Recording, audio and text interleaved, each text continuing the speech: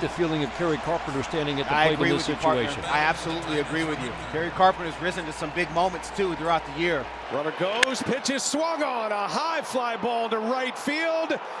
This one is gonna fly! A 3-run home run! Kerry Carpenter!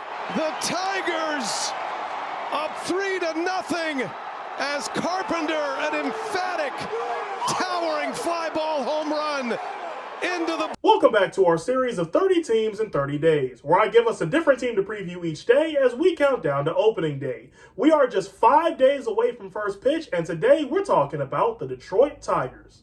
Last season in Motown was the year it all came together. Detroit went 86-76, 8 wins more than 2023, finished third in the AL Central, but made the playoffs for the first time since 2014.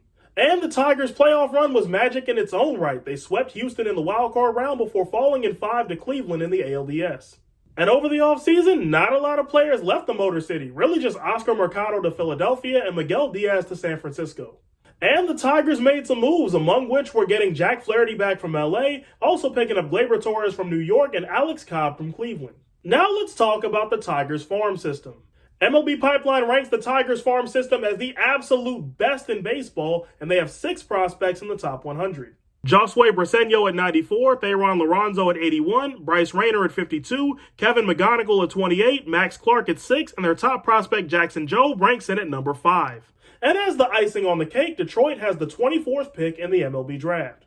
According to RotoChamp, here's the Tigers' projected opening day lineup as they head to Los Angeles to take on the Dodgers. Starting rotation is also included. Those will both be on your screen now. This Tigers team, led by manager A.J. Hinch in his 5th season in Detroit, is pretty much the same squad we saw last year, but in some cases, consistency can very much be a good thing. Also, another good thing is youth. They're the 3rd youngest team in the league. Not that expensive, but you know what? That rotation actually looks good. My big question for the Tigers is, how do they follow that up? In 2024, the Tigers were America's darling. They roared back from a decade of futility and leapt back into the spotlight. And Detroit wasn't a footnote in the playoffs either. They went to Houston, swept the Astros, and nearly made it past the Guardians to reach the ALDS.